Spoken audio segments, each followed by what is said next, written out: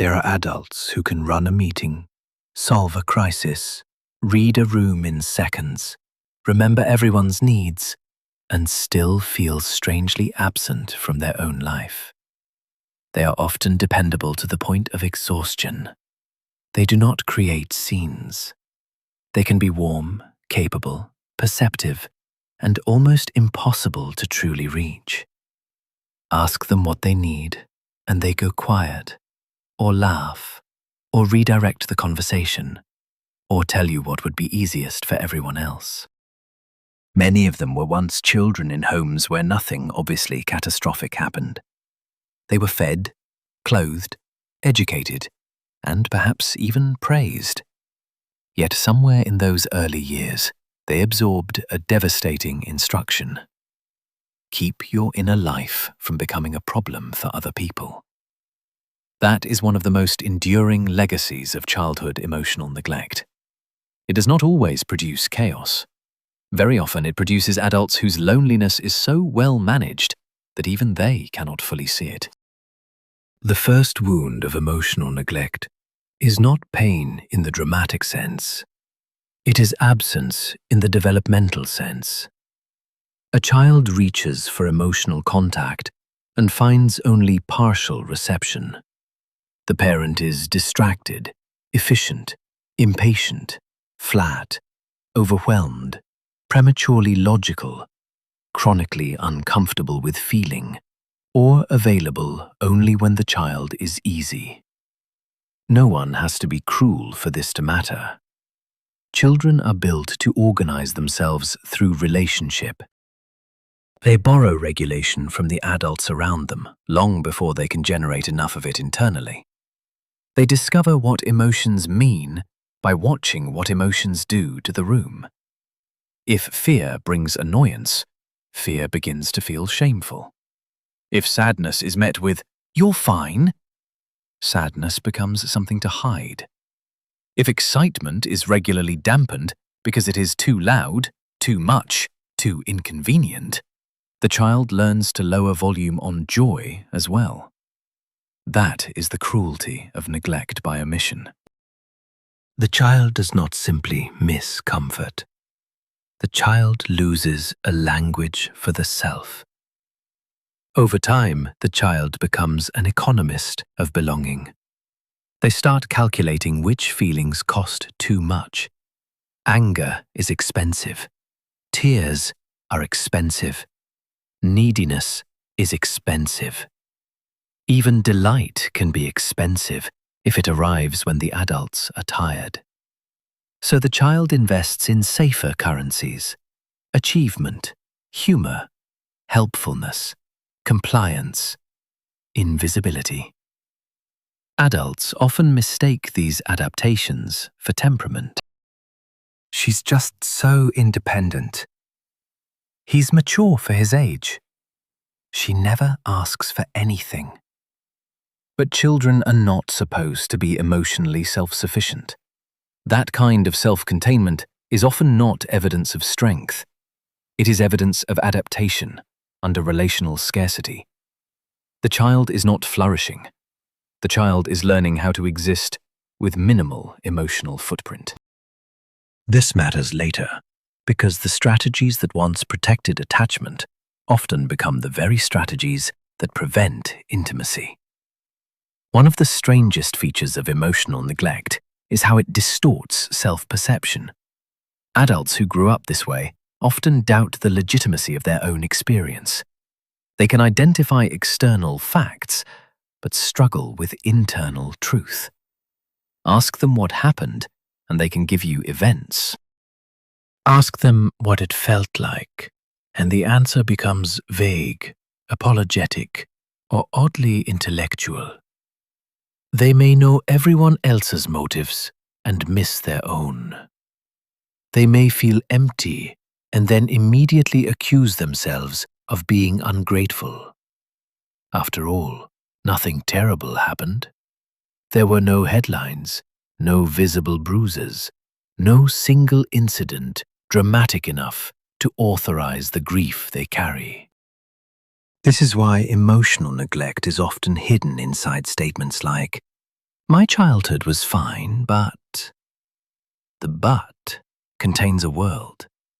It contains the silence after pain, the aloneness inside family life, the sensation of being managed but not known, the years spent becoming impressive so no one would notice how unheld you felt. The body tells this story even when memory does not. A neglected child often grows into an adult who flinches from dependence. They are uncomfortable receiving help unless they can repay it quickly. They may over-explain minor needs because asking directly feels rude. They may feel an immediate spike of guilt after expressing disappointment. They may cry alone and emerge composed, as though emotion should leave no trace in shared space. They may become the person who can listen to everyone and reveal almost nothing. Or the one who chooses emotionally distant partners because longing feels more familiar than mutuality. Sometimes they find themselves deeply moved by simple tenderness, and then, just as quickly, suspicious of it. Warmth can feel destabilizing when your nervous system learned early that warmth was inconsistent, thin, or conditional on how easy you were to love. This is why emotional neglect so often creates a painful split between performance and presence. On the outside, the person looks functional.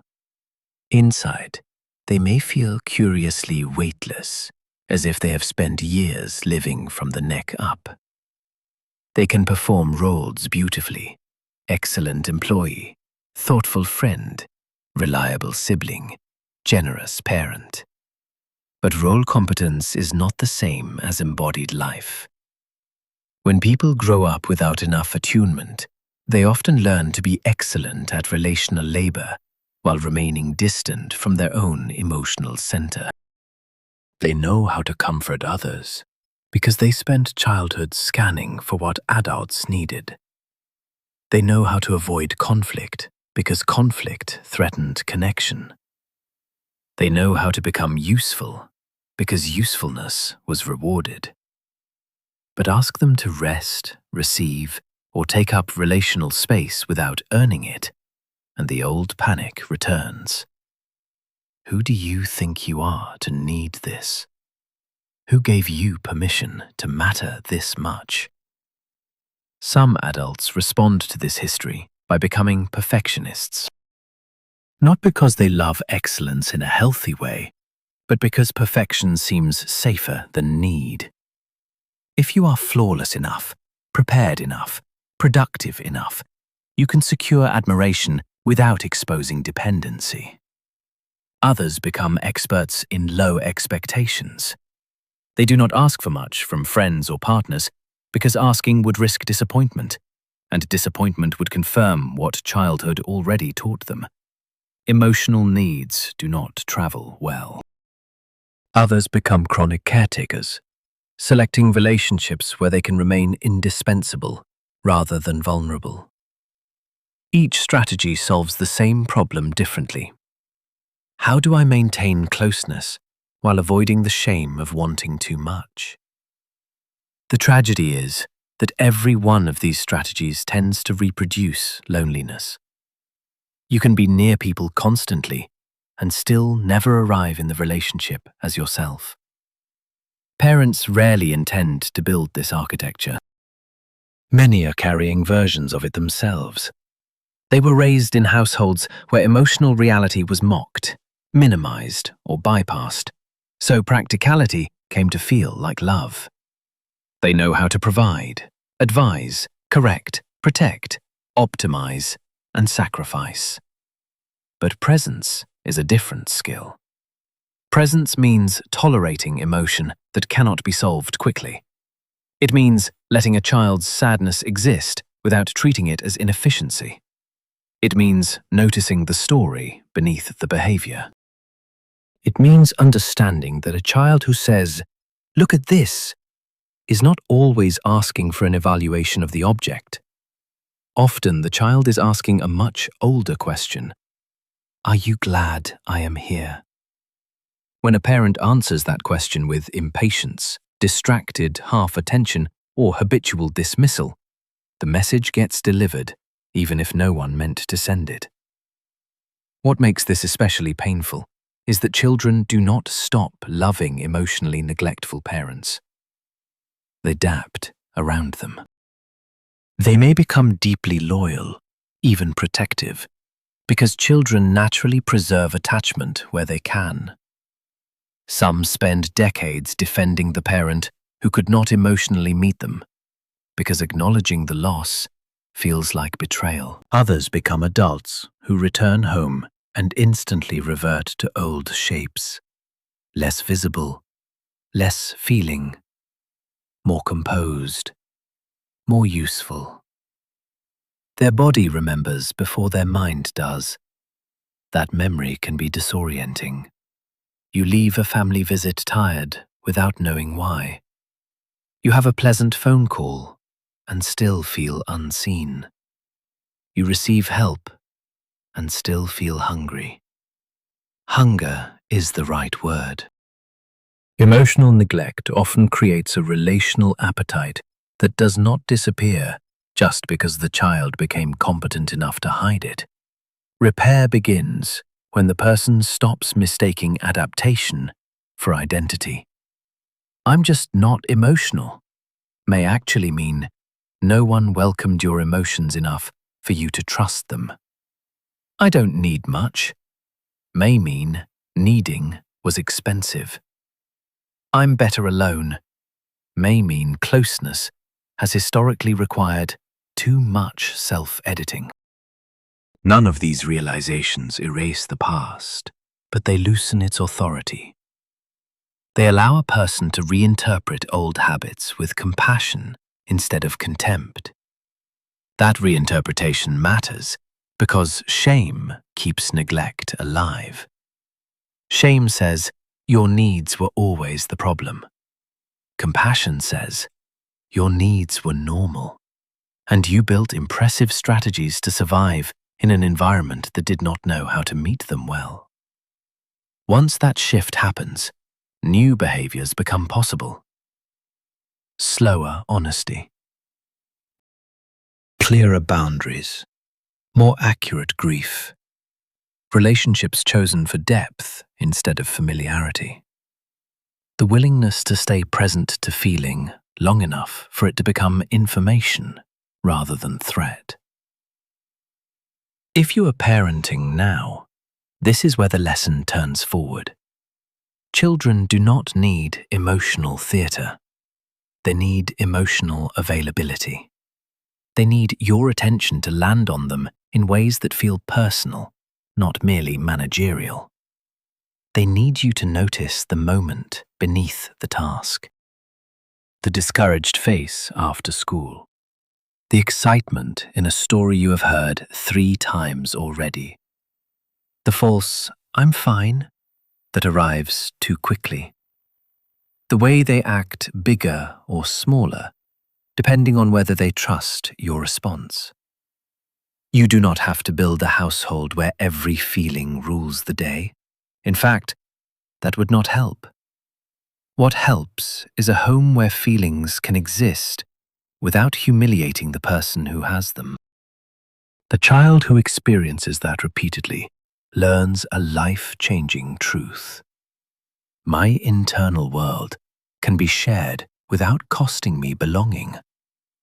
And if this conversation feels uncomfortably familiar, perhaps because you recognize your own childhood in it, or because you can suddenly see these patterns in the home you are trying to build, do not use the insight as a weapon. Use it as a turning point. Subscribe if you want more work like this, because this channel is for people who care about the long-term consequences of family life, not just the visible surface of it. And send this video to one person close to you, someone you genuinely want to build healthier, wiser relationships with around the children you both love. Sometimes the most important gift we can offer one another is not advice. It is a more honest map of what silence inside a family can do. The child who is emotionally neglected often grows into an adult who can do almost everything except rest inside being known. But that is not the end of the story. The opposite of neglect is not constant intensity. It is consistent recognition. A person can learn to stay in contact with their own feelings without drowning in them. They can learn to ask without apology, to receive without debt, to love without disappearing. And families can learn a better inheritance than competence without closeness. They can learn how to make room for a person's inner life before that person spends decades learning how to hide it. It is worth naming how early this pattern begins. A child falls, looks up, and searches the parent's face before deciding what the experience means. A teenager enters the kitchen with a story they pretend is casual, while quietly measuring whether this is one of those nights when the house can tolerate reality. In emotionally attuned homes, these moments teach the child that emotion can move through relationship and come back transformed. In neglectful homes, they teach the opposite. Feeling remains private labor. The child has to sort, soothe, minimize, and conceal alone. By adulthood, that can look like chronic overthinking. The person is trying to do inside their own head what healthy relationships usually help people do together. Name the feeling. Put it in proportion. Decide what it means. Decide whether it is allowed. Decide whether saying it will cost too much. That is exhausting work, and many neglected adults do it so automatically they assume everyone lives that way. The loneliness that follows is not merely social. It is existential. It is the loneliness of living with an unshared interior, of being endlessly interpreted for your usefulness, while your emotional truth remains untranslated. This is why some people can be surrounded by attention and still feel untouched. Attention is not the same as attunement. Praise is not the same as understanding. Advice is not the same as comfort. Provision is not the same as emotional shelter. Children know this before they can explain it. Adults know it long after they have forgotten where they landed. They just feel the symptoms: numbness around joy, embarrassment around need, an almost religious commitment to not becoming inconvenient. And yet the repair is possible, precisely because the wound was relational. What was not mirrored can still be mirrored. What was minimized can still be named. What was treated as too much can still be welcomed in measured, steady doses. Sometimes that happens in therapy. Sometimes in friendship. Sometimes in marriage. Sometimes in the quiet revolution of a parent deciding to do better with their own child than was done with them. However it happens, the turning point is the same. Someone makes contact with the part of you that had been surviving through invisibility and does not look away. Over time, that changes what you believe a relationship is for. Not merely to exchange function, not merely to manage logistics, not merely to be admired at a distance, but to be accompanied in reality. That is the thing neglect steals first, and the thing healing returns last. So the real question is not whether your childhood looked acceptable from the outside. The real question is whether there was enough room inside it for your emotions to remain alive, legible, and welcome. If the answer is no, the grief is real. And once you allow that reality, you stop demanding that a starved part of you behave as though it was fed. You stop calling yourself hard to love when the real story is that love reached you without enough emotional fluency to land.